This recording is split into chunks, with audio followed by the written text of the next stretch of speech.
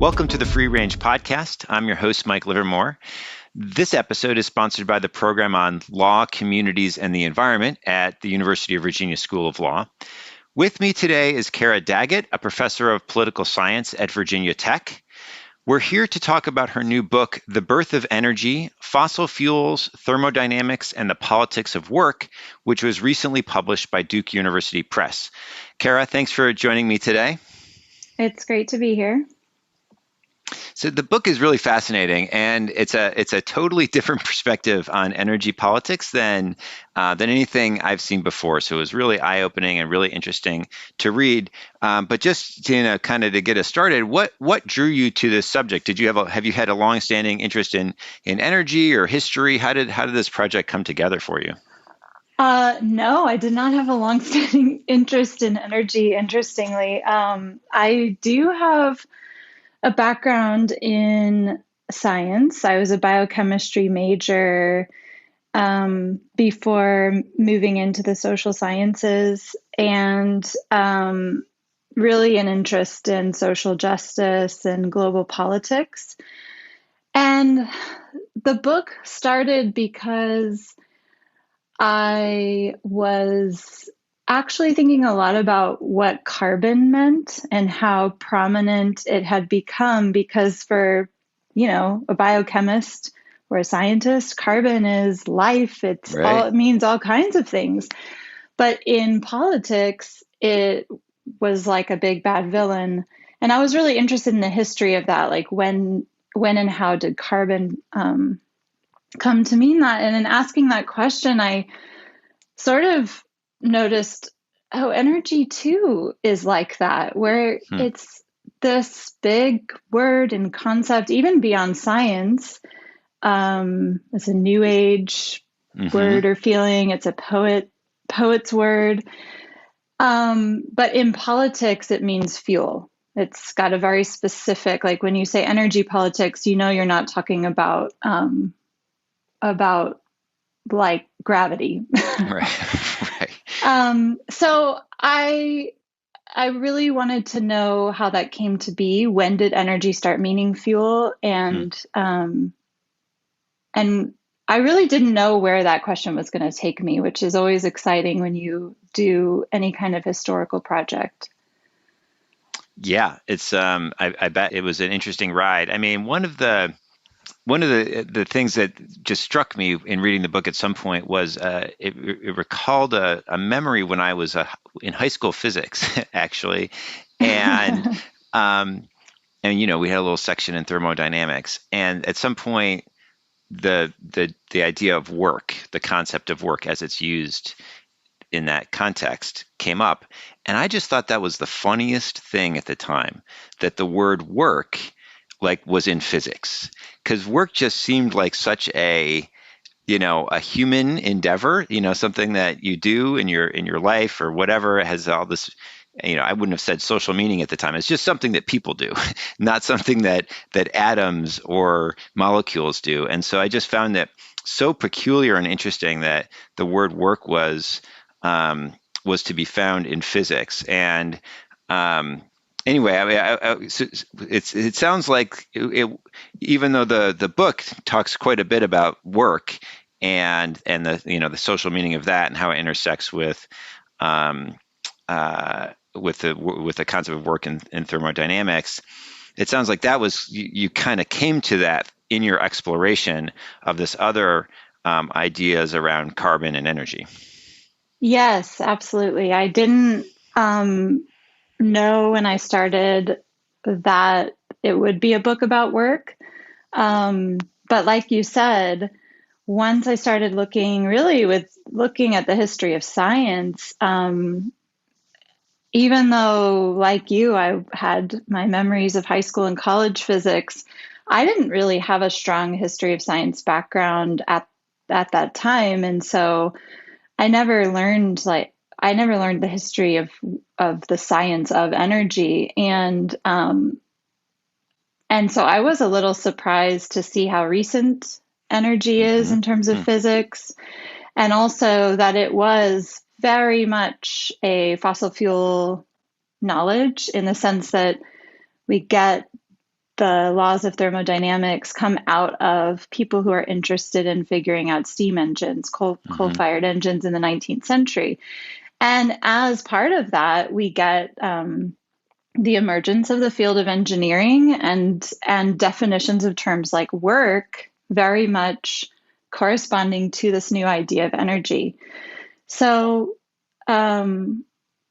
that's exciting because here we have a problem of energy, which is really connected to industrialization. And then we have a history that tells us that this knowledge we have came out of industrialization. And so it doesn't, sometimes when I teach students about thinking about the politics of science and technology, we're so told in popular culture that science is kind of a fact, and to question it is to say it's either true or not, it's black and white. And so it's not to say there's a history there and there's a set of interests is not to say that these things aren't true or useful in certain contexts, but more to notice that we come to this knowledge and the way we frame it and the stories we tell about it and the metaphors and terms that we use do have all, like you said, these human meanings and values, that then it becomes a murky terrain because all science uses metaphor and language to try to explain itself. And so when we start talking about work then, or power is another term right. That has a definition in science, but also clearly, actually, I don't think it has a very good definition ever on purpose in politics. So it's important to think about what these words mean and whether we bring what values get brought into the discussion. And then if we think, oh, this is just a matter of science and technology, therefore there are no values, we're missing that there are lots of ways of thinking about energy that get left out of the picture. We're kind of importing these values Sub rosa without thinking about them. So this is a bit of a sidetrack, and I want to get back to the core arguments of the book in a second. But this just puts me in mind of the signs that one will see around town that will say the phrase "science is real," along with other things. And and I my politics are I typically agree with most of the statements that are on those things. And but I often will cringe a little bit at the science is real stuff. I wonder what is your take on this? Is it okay in some contexts? Because obviously people use it to mean like, hey, pay attention to public health scientists who tell you to wear a mask or get vaccinated. But at the same time, it's a little uncomfortable if you have a view that science is embedded in social processes and all that kind of stuff. Yeah. Well, science is real, but also what does that mean, though? Right. Right. But I think the answer is that it's very it's murky and contextual, meaning that the way we as humans come to knowledge or find things out is a social process, and it requires institutions and authority and respect for those institutions that make meaning in certain cultural contexts.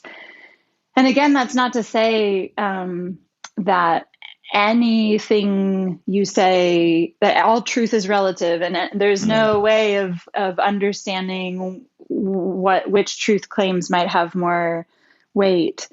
It's just to say, I think it's a problem when we fall into, again, this black and white way of thinking about it. Like there's just truth and not truth because, and I think we'll probably get to this in the book, I'm really interested in how capitalism and these political economic processes are part of science. And what that means is that these institutions do have political interests, and it doesn't mean that they're necessarily true or false.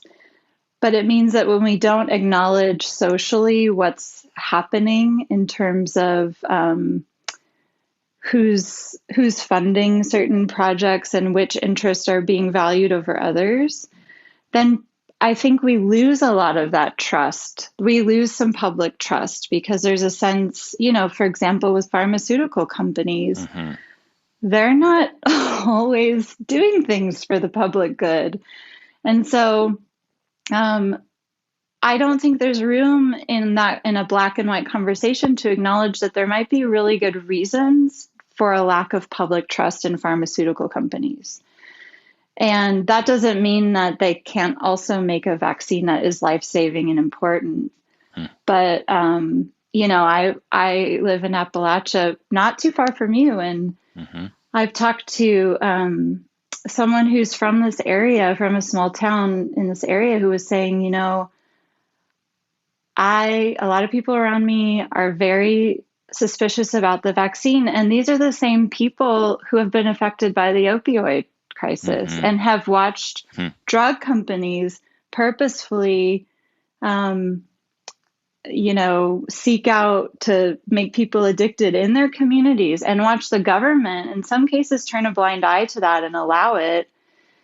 And so this is the same community then where, to understand that history and all the things that are going on there is a much bigger and more complicated story. And so I really cringe a bit when it's like, oh, it's just ignorance, or, oh, people just need to say science is real, because that doesn't get into the harder questions of who's funding, the corporate funding of university research. And it's a whole. So I would like to do things like increase, public literacy in science. And I want people to believe in climate change, and I want people to be Hmm. vaccinated. And I think in order to do that, we have to think about how we have institutions that seek truth in a way that earns the trust of the public. Hmm. That Yeah, I was a mean, lot. I'm yeah, sorry. no, I've been that's great. thinking a So lot it's about that lately. yeah, no, it's super helpful, and this is I think on a lot of our minds these days. Um, the orientation of the book is towards thermodynamics, and one of the, I mean, that's at least a main organizing principle of the book. And again, I had never really thought about the political context around physics, just more generally. Of course, that's actually not really true, because you do think about things like the way that the military industrial complex, so to speak, gets really interested in physics around, the World War II and the Cold War. And obviously there's a big story there, but I had never really thought of it in the context of, thermodynamics. And one of the things that helped me, kind of an entry point into the book for me, was, at some point you make a kind of comparison to evolution, and then I just kind of clicked, and I thought, well, of course, we've thought a lot about evolution as a scientific discipline, but also as it interacts with society. It just has such clear consequences for, there was religious debates, and, social Darwinism and eugenics, and, all this stuff gets entangled in evolution. And it was kind of that clicked, that thermodynamics could be akin to that, maybe at a different scale or in different ways, but that there's this, possibility between what I think of as slippage between scientific concepts and moral political discourse, and also, of course, the social political context behind knowledge production and scientific inquiry. So I guess the question that comes out of that is, as you were working through this project, did the analogy, and then ultimately, you draw together the ways that thermodynamics and evolution kind of operated in tandem in certain respects, but just broadly, this literature and the way that we think about evolution, as a kind of cross trans science society kind of thing, did that affect your thinking about thermodynamics and the possibility of these kind of trans science society interactions there as well? Yeah, so I definitely, that's just like you. I hadn't really thought, how could physics how might I see its effect? I mean, there was clearly a lot of language that was circulating, Hmm. like energy and work, that had these different meanings, and there were practices in particular, engineers, I think, are another clear way to see um, how these concepts travel, because the field of engineering in the late 19th century really coalesces, and engineers become important managers at mines and factories. So that's another lens. But the one that I was more familiar with was the history of science as it fed into empire in the period, and in general, what Michel Foucault has called biopolitics, or the way that life is governed in modern liberal societies. And that is almost predominantly about the life sciences. Obviously, it's more easy to see how scientific knowledge about life can then be used or be important to politicians and managers who are trying to govern life. Everything from counting population to nutrition, to reproductive health, so on and so forth.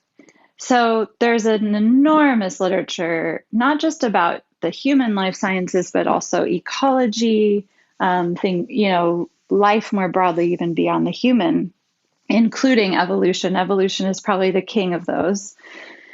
And so I started looking and reading some of this literature, and noticing that energy, or conceptualizations about work, and even directly metaphors that are coming from thermodynamics, ideas about entropy, for example, or the tendency for energy to dissipate, efficiency, which is very tightly connected to energy. That these are really prominent in ecology, in a lot of evolutionary thinking, not just scientific but political. But they don't always say, it's not like people studying or doing experiments that lead to thermodynamics are as directly involved as, for example, someone studying forestry or Hmm. tropical health. So, in a sense, it's kind of like you have to approach the texts thinking about energy in order to see that a lot of those assumptions are there. And I think that's a little bit one of the main points of the book, is that energy has this capacious set of meanings around it. It feels like this universal thing, but it does have this really particular history that's connected to Northern European industrialization and empire, and the interests of those people. So the interest in maximizing work, minimizing waste, more efficiency, and really expanding industrialization and profit making. So there's lots of other ways of thinking about energy, even within physics, that don't often come into our political conversations around fuel. Hmm. Yeah. So there's a paragraph in the book that's kind of, I think, gets at some of the points that you're making right there. I had kind of triple underlined it Oh, as something that I thought kind of encapsulated. It felt, for me, in any case, that encapsulated a good amount of very interesting stuff. So I thought I'd actually just read it out. Presumably, it's a paragraph, so I won't run afoul of any copyright violations. And then maybe we could unpack it a little bit, because it's very dense. So okay. is that be okay? Yeah. Yeah. So this is on page 111.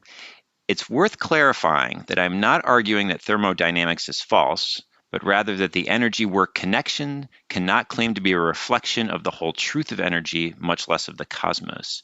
This is never more obvious than when compared with the multiple interpretations made possible by the new biological sciences. In other words, thermodynamics does not simply describe a pre-existing thing called energy, but rather invents energy as a unit of accounting and work and waste, thereby offering new governance strategies that were particularly useful to Victorian industry. While energy comes to inhabit the same universal realm as matter, what counts as more or less useful forms of energy, or as useful energy transformations, is not given in advance by nature, but is open to political contestation. The valorization of productive, waged work as the highest mode of energy transformation represents a happy marriage of physics, Protestant sensibilities, and the European demand for scientific knowledge, with which to address the multifaceted crises of labor resistance in the metropolis, and the colonies. Okay, so there's a lot in there, but that's why I underlined it, because I thought there was it was quite a bit, and it might be worth unpacking. So maybe I'll just turn it over to you to start doing some of that unpacking, because I think it really does encapsulate a lot of the argument that you make. Oh yeah, thank you. I think one of the points in that paragraph was this idea that energy doesn't exist; it's invented. Mm-hmm. And I have this great quote elsewhere from Richard Feynman, who is a famous physicist of the 20th century, and he had these lectures at Caltech that are still really influential. And he says energy isn't a thing; it's not something out there, and it's really, energy is a set of mathematical calculations. So what I mean by inventing energy is that it's a way of describing transformation in the cosmos. And a word that helps to understand these increasingly complicated math equations about what is happening when things change in the cosmos. And frankly, is still, you can get pretty quickly into very weird theoretical physics around energy. And so, for example, a lot of the most useful ways of thinking about and monitoring energy make the most sense in a closed system. And that's a system where energy isn't entering and leaving. But there are no known closed systems. So that's just one, we kind of assume, like, sometimes we sort of mathematically assume a closed system of the Earth, but of course the Earth is not a closed system. That's the whole point. It's getting sun. That'd be bad news. That'd be bad news if the Earth was a closed system. So what that's trying to say is there's this vast complexity, and with math and with scientific tools, we're trying to understand better what's happening, especially across change. And so energy becomes the way to name this observation that there's something that we can say that is conserved across change. But the way that we could say energy is conserved, ultimately what that meant is we had to kind of multiply what energy was, like all the different forms of energy. So at first the math didn't even really work. There were these kind of ancient conservation laws, this notion that there probably is some sort of conservation working, before there was even really solid experimental evidence for that. Because this is old school. When you talk about the ancient conservation laws, you mean like going back to the Greeks and the very early philosophers thinking about what is the nature of the universe and that kind of stuff. Yeah, and I think a lot of that sensibility. So one of my favorite stories was that, these scientists of energy in the 19th century, I think, still had this feeling that conservation must be true, because Joule, for example, in the experiments, things still didn't add up satisfactorily, no matter how much he tried to measure them. And partly, now we can say, well, he didn't know about all these other kinds of energy that were getting quote unquote lost. But those stories are interesting because what they tell us is no matter how hard the math seems and how, how hard physics seems, these still are human invented categories to try to explain something that's very complex. And so, again, that term energy and this invention that humans have is really useful and helpful and true in a lot of ways. But it's also what I was noticing, because it comes about among a certain group of people who are really interested in making steam engines efficient and already have a commitment to a certain faith. This is Anglo-Protestantism, and already have a commitment to a work ethic because of their culture, and already have a set of commercial interests, and already have an allegiance to a certain nation with its own imperial interests, that this observation about energy, becomes a way to say, aha, this helps us understand what we already think is valuable, which is hard work and minimizing waste. But that's not what every culture, for example, even if we just think about humans, it's not what every human culture has thought about change and has thought about this thing that we might call energy. And it's certainly not what every culture has thought about work. And so what happens then is the science lends this kind of justification or natural truth to the pursuit of work, which is a certain culture. And it could, there's nothing about the world that says this is the right way to treat energy, fuel, or to do work. But I think in public conversations about energy, there's this underlying there's a way that physics gives a kind of stamp to what is ultimately a Western culture of work. So maybe we could, just to make this somewhat more concrete, is to think of some specific examples, maybe that you come across in the book, where some of the concepts here, and I think that there's, for me anyway, to my mind, there's four that strike me as having this. I'm going to call it a slippage. I'm not sure that's the right word, between the kind of the scientific and the social, assuming we could even disentangle those two things. But in any case, if we think of the concept of work in physics versus work as a broader social, thing that we talk about and have politics about. So there's work, there's waste that you've mentioned, there's efficiency, and then there's the concept of energy, which again sounds like to be energetic. That is a compliment, right? When Donald Trump said that Jeb Bush was low energy, right? That was that was an insult, right? And he's now maybe we can even take that one because it's kind of funny.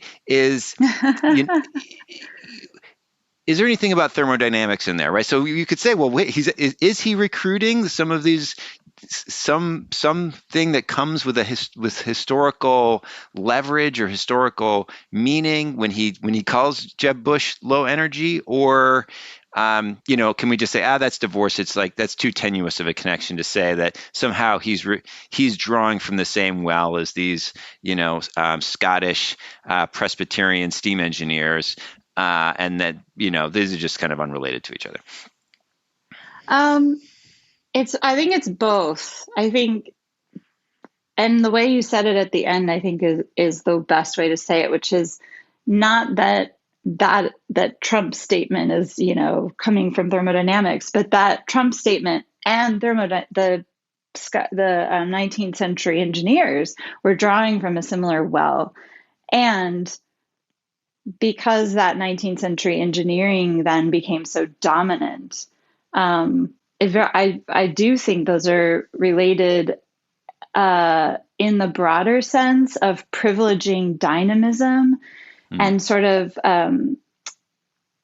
and really, I mean, the kind of pro-work sentiment, which is not just on the right in American politics, is certainly connected to thermodynamics, but also to fossil fuels. So I wrote a different article about the connection on the far right between masculinity, Hmm. fossil fuels, and authoritarianism. And so, Hmm.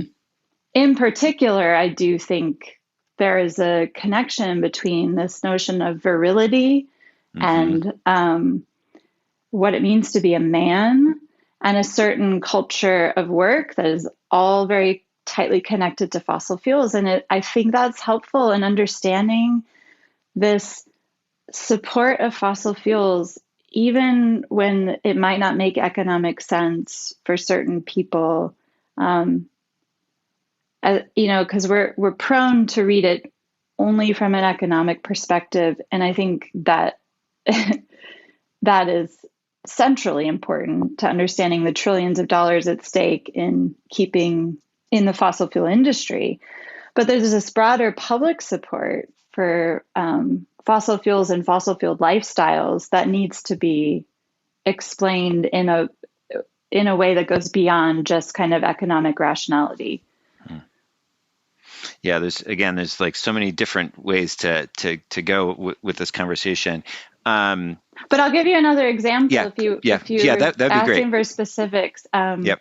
And this one is more among proponents of green transition. Hmm. So in the 19th century, I came across this description of a waterfall as wasteful, like when the Hmm. waterfall is going over and not being captured and put to work by human ingenuity.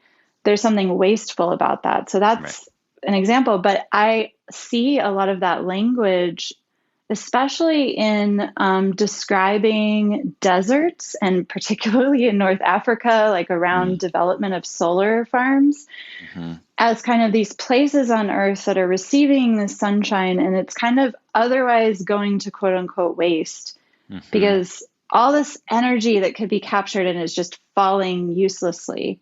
So there's this tendency there to think about energy as this project for humans that we need to capture as much as possible and put it to work.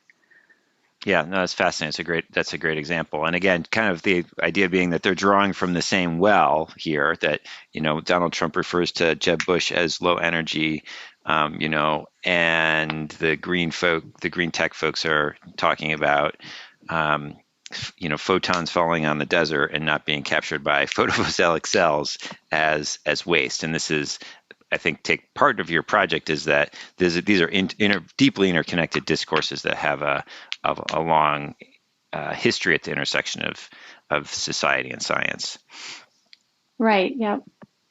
So I have some questions for you about the interaction of the concept of work and some of these concepts in general in your study, and something that I'm interested in, which is economics and the way that economics is used to think about environmental law and policy. And part I take from I think part of the argument from the book is that the science of thermodynamics and some of this discourse is very influential in structuring, the growth of neoclassical economics and some of the models that are used, and we get statistics out of some of this engineering and thinking about things like temperature as a way of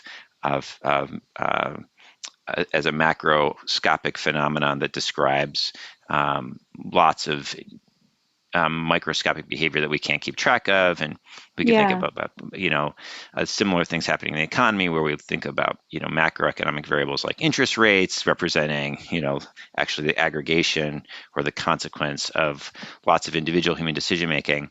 And I think there's some interesting mapping there, but also some ways that there's differences that might be, I think I would be interested in exploring with you.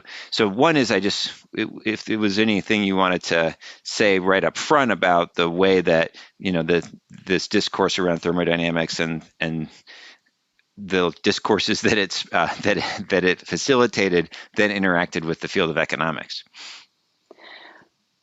Yeah. So I really was. I learned a lot from a scholar named Philip Morawski. I'm not sure if you're familiar with his work, but he wrote this wonderful book about the science of energy as a major precursor or foundation of knowledge for neoclassical economics. And so that is what I drew heavily upon myself in thinking about it. And, I didn't have a chance in the book to kind of take that history forward into the 20th century, but things do change with the rise of systems theory, the understanding of information as in relation to energy. So you can see a continuing way that there's a relationship between how we think about systems and energy and how it flows through systems, and how we think about economics. Yeah. So the things that struck me as where there was a mapping that was just kind of screaming out is, these ideas again about energy, waste, and work, which just we have in both fields, right? Yeah.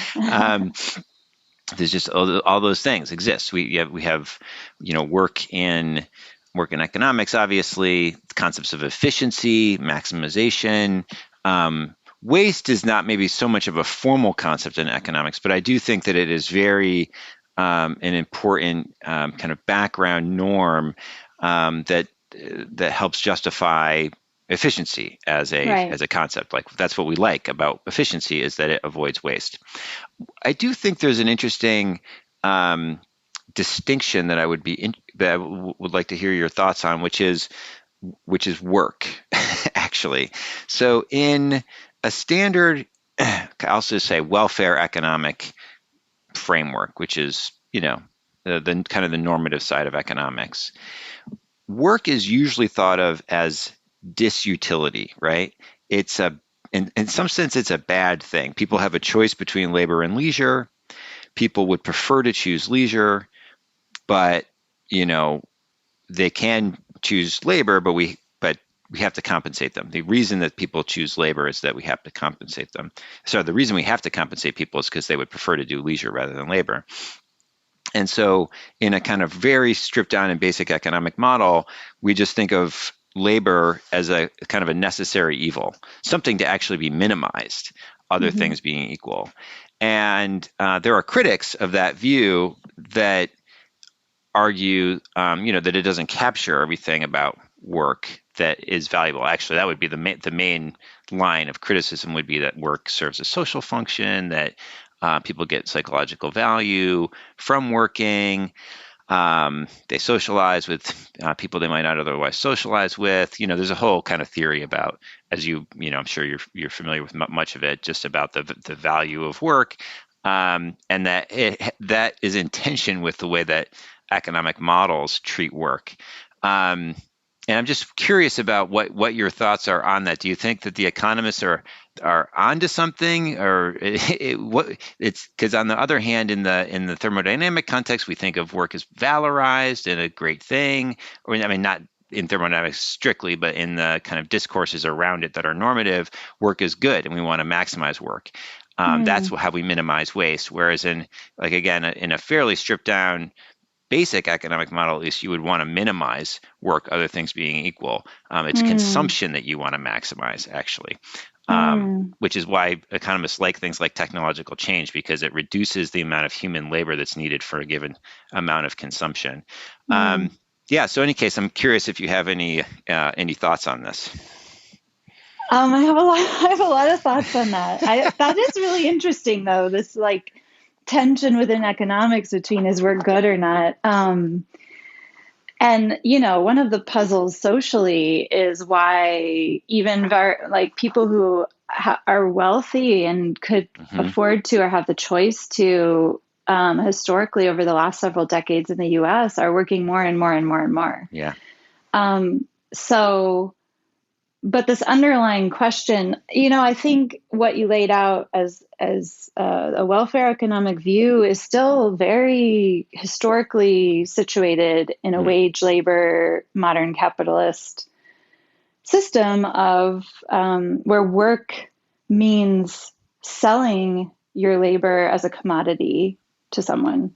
I think that's Um, right. Just the only little interjection that I would offer there is I think that they would. That's probably that's the standard and that's the paradigm. I think that they would accept.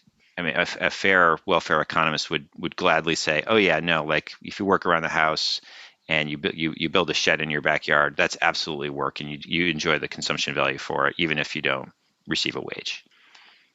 yeah, but we're still we're kind of trying to understand how humans think about work within a Hmm. wage labor system, whether they're earning a wage or not. We're still in a certain time and place of how we think about human activity and how we organize it. And so I think it, one of the books I draw on in the conclusion when I think about anti-work movements is really defining work that way, or as as part of a wage labor system, whether it's earning a wage or not, Hmm. and saying that we can think about purposeful activity in a broader sense as not being bad or something we always want to avoid. But maybe I'm trying to think of I think one of the key differences there is the notion of utility. Hmm. Um, because you could have purposeful activity. Purposeful is different than useful.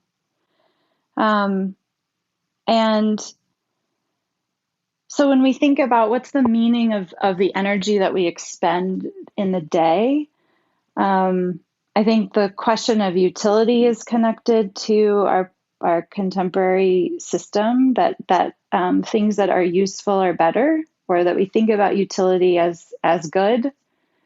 Um, and I think the other thing I would say that differentiates our current way of organizing work around wage labor from I mean, frankly, humans have lived in different systems for the bulk of our species history. So this is a relatively novel way of organizing activity, Hmm. is that activity in other political economic systems is very much embedded in social relations.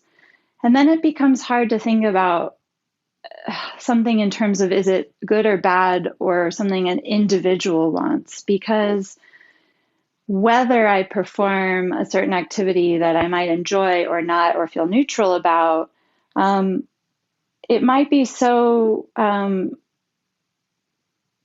much a part of other kinship networks and community networks, and there are things that I might um, gain from that, not just in a pure like I'm giving something in exchange for something, but also in terms of affect and emotion and care and feelings of dignity and reputation. So it's hard. I guess, in other words, when I hear work defined in a certain way like that, it's really hard for me to not think about it historically and understand that there's just other ways of organizing activity among humans towards not just survival but flourishing. Beyond the concept of work, yeah. So in a sense, what's the we have this word work that has all of these different social meanings and even scientific meanings. And so in the field of economics, work, you know there's the analogy, at least, to waged earning, to waged work, paid work. um, but again, it's from a normative perspective, at least the idea would be to try to minimize it. That it's a bad thing, that it's disutility that you need to be compensated for. In the kind of work ethic that you describe, that has links to scientific inquiry around thermodynamics, but also obviously deep cultural resonance and links, work is something to be maximized at some level. That the way we avoid waste is to go out and put everybody to productive use. And those are both historically contingent, of course. And then there are other ways. I take part of what you were saying is that, you know, work, these concepts, you know, we could say describe are kind of contingent ways of describing something else, which is purposeful activity or stuff people do, I guess, right? Life, yeah. Yeah, life in a way, and that we could just talk about it in entirely different ways than that. And maybe there's something bad about either way of thinking about work, perhaps from a work ethic way or from a work as disutility way in economics, but they're certainly incomplete. And we can think about the things that people do. Now, I guess maybe the question, sorry, that was a little bit rambling, but the question that would come out of this is, does it provide a useful lens to think about our society then, right? So it's certainly true that Yeah. the way we think about work is socially contingent. I mean, what else would it possibly, what else could it possibly be, right? But, and, these scientific and, cultural concepts, we inherit them and we put them to work, so to speak, in our own way of thinking about our lives. But yeah, what might a social relations theory of human activity tell us about the world that we live in that would be illuminating, do you think, for Yeah. example? It's such a great question. And I'm so happy to talk to someone like an economist or someone interested in these economic questions about work, because I think it's fun to talk about. So thank you for your questions. Yeah. Here's what's at stake. I think your question illuminated this for me. What's at stake in these? So the framework you laid out of like the work ethic that maximizes work, and then a welfare economy where you want to minimize work. I'll say two things. First, I think those are two sides of the same coin. Mm-hmm, Like work is mm-hmm. bad, work is good. And the one where you want to minimize work, you're still actually maximizing productivism because, Mm-hmm. as you said, it's a good thing when technology can do the work for us. And Mm-hmm. so what's at stake is, in this current context, productivity is a good thing, and we always want more of it. And we Mm-hmm. always want to be doing more things and expanding that. There's kind of this assumption that that's going to serve well-being, that that's the fountain of prosperity. But empirically, I don't think there's a lot of evidence for Mm-hmm. that. There's, and specifically in energy consumption terms, some of these metrics, I don't know. I'm always suspicious of metrics because it collapses a complex world into a number. But for people who have tried to measure things like well-being and happiness and so on and so forth, there's a real plateau in terms of rising energy consumption and Mm-hmm. also in terms of income. I'm sure you're familiar with that too, where happiness and well-being isn't just this linear relationship that goes up and up. And also, we have the problem of inequality and so on and so forth. So what's at stake in trying to think about work differently is I think in other ways of arranging human activity. It wasn't an automatic common sense assumption that more productivity is always better. And so there's something about the way we're thinking about work where underneath that is this assumption that the path to goodness is more of it. Mm-hmm. Whether robots are doing it or we are, or money is, or bitcoins are, or someone is expanding something somewhere, and that's a good thing. And so that's what's at stake for me. That's why I think it matters. Right, kind of the growth mindset. So there are, Right, the growth yeah, mindset. yeah. people talk about that and feels like ecological economics and that Yeah. kind of thing. Yeah. And it's really a religion because there's so little empirical support for why why that makes any sense. Yeah. Um, so it's a bit mind-boggling how that belief in faith and growth sort of persists. Yeah, absolutely. And like one of again, this is just, it's so interesting to chat with you too, because these are just ways of thinking. Some of the stuff that I really have not considered before. So like, again, so one of the things that I've sometimes we'll talk about is, speaking of inequality, what is the problem when you have really, really wealthy people and you have other people who don't have very much, like in our world, in our society. And one of the ways that I've explained this or described it, and it comes out of the literature, is that it's wasteful. Actually, it's bad because it's wasteful. Like when Jeff Bezos, uses just huge amounts of money to fly his rocket. Those are resources that could have produced a lot of happiness in the world.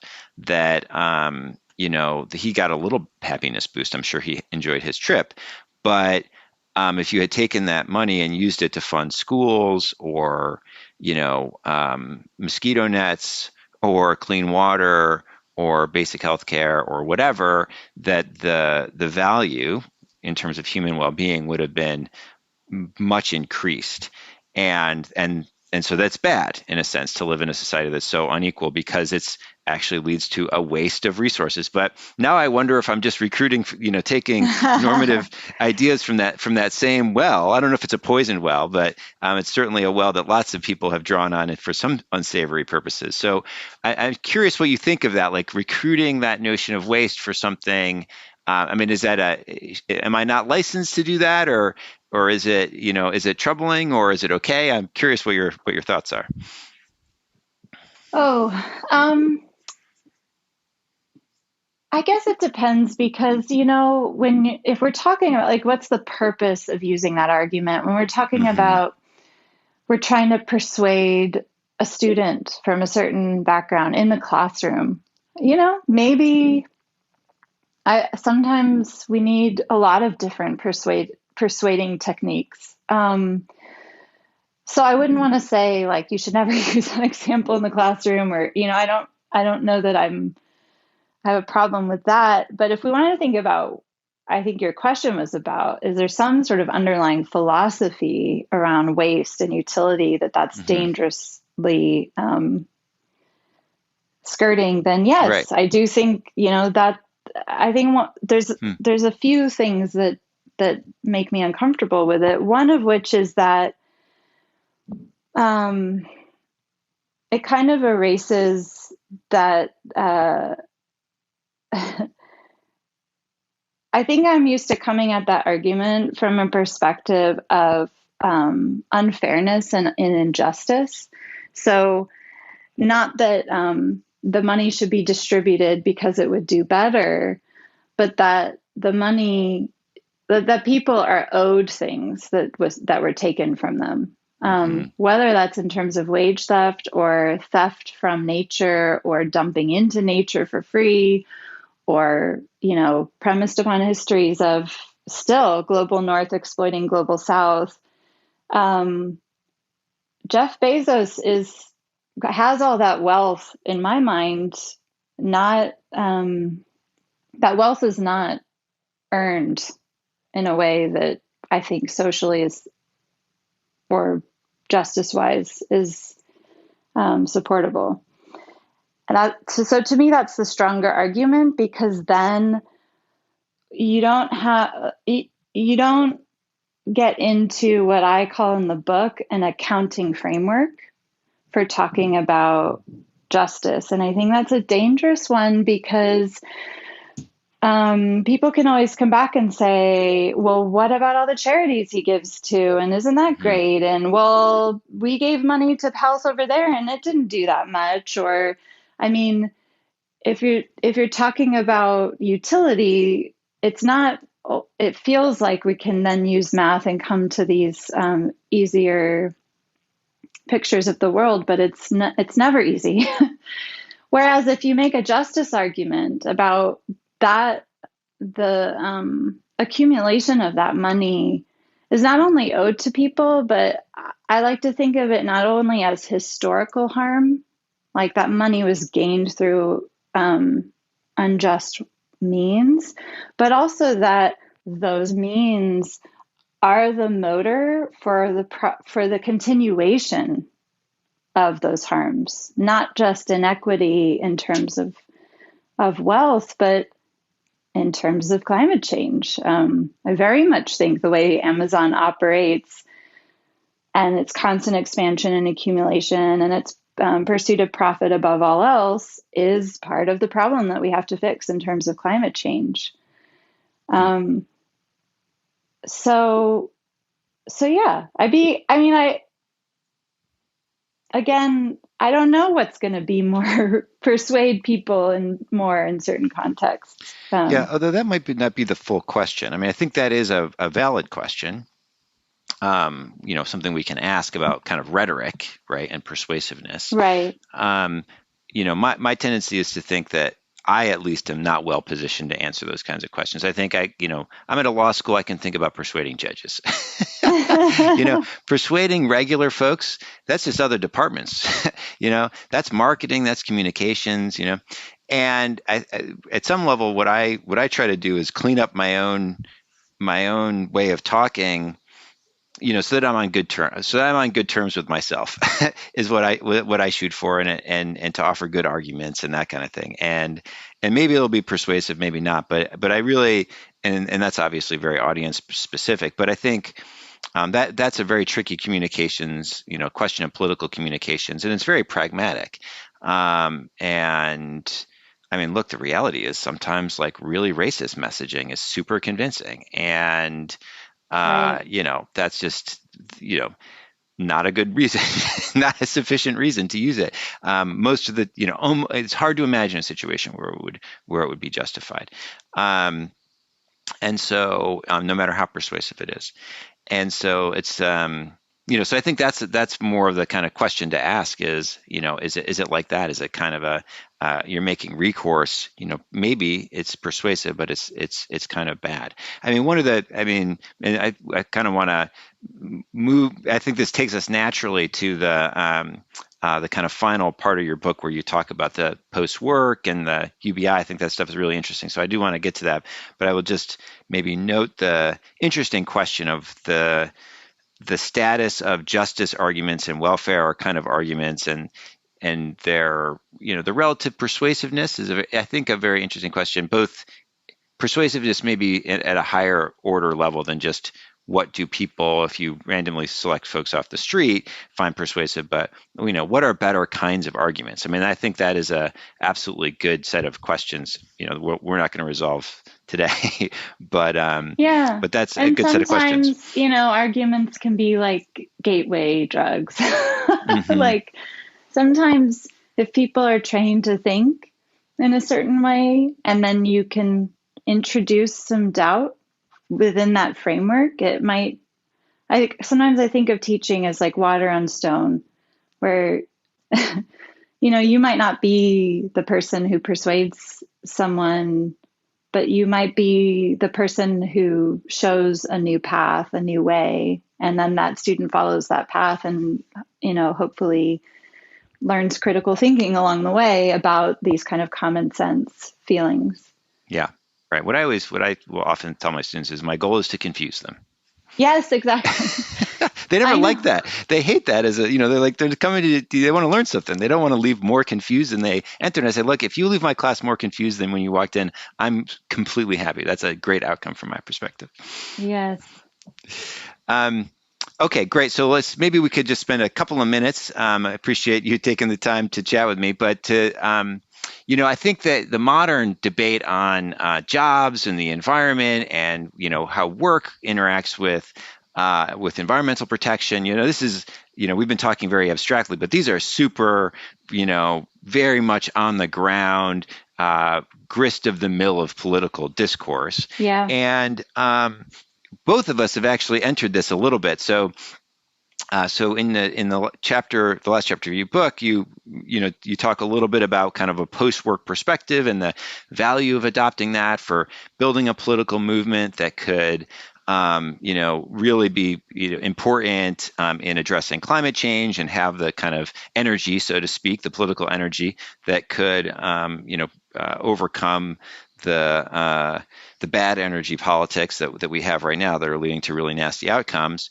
I'll just really quickly, the way that I've intervened on this is there was a big debate about jobs in the environment during the Obama administration, where every time the Obama administration did anything to, protect the environment, they would get clobbered for job killing regulations. I don't know if you remember the Yep. job killing regulations. So the work that I did was basically to kind of show and argue that actually environmental regulations have very little net impact on employment. There's no reason to think that that's actually a lever. It was just a rhetorical device that was used. But actually, the environmental regulation and jobs are mostly not linked together.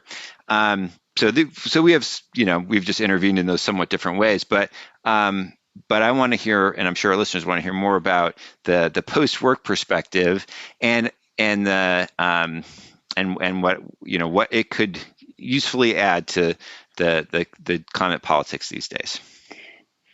Yeah, so like you said, the job killing regulations, that is fossil fuel PR.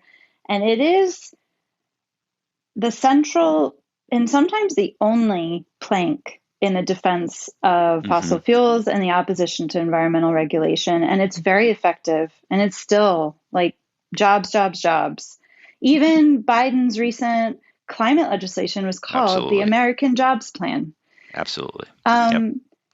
So it's so important work like yours to show that these arguments about jobs are disconnected from the reality of what's happening to work in America. And so, for example, people losing their jobs in the coal industry is not something that President Trump is going to fix. He's not able to resuscitate the coal industry. And also, the coal industry has moved on its own towards other ways of, mountaintop coal removal, other kinds of Right.